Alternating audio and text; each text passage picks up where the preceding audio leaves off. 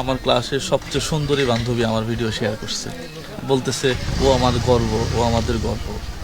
আর যে কিবরিয়ার একটা শোতে করি, সাক্ষাৎকার দেই। ফাইনালি কিন্তু আমি যে জুয়েল ভাইয়ের সঙ্গে আমার দেখা হয়ে গেল। জুয়েল ভাই কেমন আছেন বলেন? আছি আলহামদুলিল্লাহ, ভালো আছি ভাই। কি অবস্থা বলেন, কবে যাবেন, কবে আসছেন? আসছি আজকে প্রায় 4 দিন হইল, আর চলে যাব আর মাত্র 1 দিন আছি। তো আমার সম্বন্ধে কিছু বলেন। আমি খুব ছোট একটা কন্টেন্ট ক্রিয়েটর। ছোট বলে কিছু নাই, সবাই বড় এখানে। আপনি কি ওই ফলোয়ার দিয়ে বড় ছোট চিন্তা করতেছেন?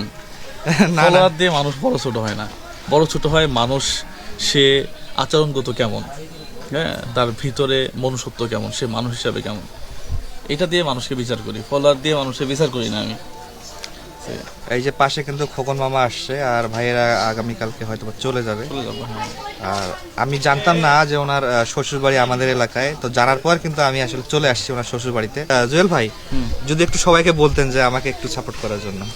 না, এটা বললে কেউ সাপোর্ট করবে না, কেউ করেও না। হ্যাঁ, তা তো অবশ্যই। হ্যাঁ, আমি যখন ভিডিও বানাই তখন আমার বন্ধু আমার ভিডিওতে লাইক দেয় নাই। আমার কাছের বান্ধবীরা আমাকে দেখে হাসাহাসি করছে।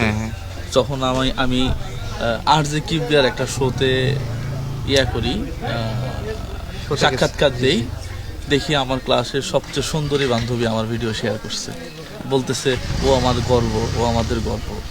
হ্যাঁ, কথাটা শুনতে অন্যরকম মনে হইলেও ওই ক্লাসের সুন্দরী মেয়ে কিন্তু পাশেও বসে নাই কোনোদিন। তো আপনি যখন সফল হবেন তখন আপনাকে সবাই সাপোর্ট করবে, সবাই ভিডিও দেখবে।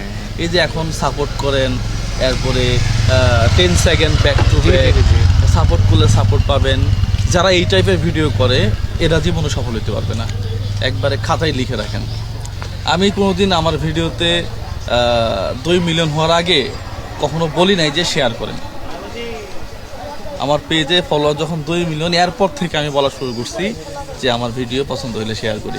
তার মানে আমি 2 মিলিয়ন কামানোর পরে গিয়ে বলছি। ওই যারা নতুন কন্টেন্ট ক্রিয়েটর আছে, হ্যাঁ, আমি তাদেরকে শুধু এতটুকুই বলবো যে আপনি আপনার কন্টেন্টটা প্লে করে দেখেন কন্টেন্টের মধ্যে কি আছে। যখন আসলে নিজের কন্টেন্ট নিজের কাছে ভালো লাগবে তখন অবশ্যই মানুষের কাছে ভালো লাগবে। একটা মেসেজ থাকতে হবে, একটা কন্টেন্টটা কি আসলে, একটা থিম থাকতে হবে। জি জি। আর যখন আমরা কোনো কিছু শুরু করি ছোট থেকে, তখন কিন্তু আশেপাশের অনেকেই ভাই ব্রাদার হাসাহাসি করে। তবে জুয়েল ভাইয়ের সঙ্গে দেখা হয়ে খুবই ভালো লাগলো। আসলে আমি চিন্তাও করতে পারিনি কখনো যে ওনার সঙ্গে দেখা হবে। আর ভাইয়ের জন্য শুভকামনা রইলো, আবার দেখা হবে। Thank you so much, thank you so much. আর আজকে কিন্তু জুয়েল ভাইয়ের সঙ্গে আমরা লক্ষ্মীতলায় যাব হাঁসের মাংস খেতে, ইনশাল্লাহ, যদি কোনো সমস্যা না হয়। তো সবাই ভালো থাকবেন, দেখা হবে আবার অন্য কোনো video. Thank you so much.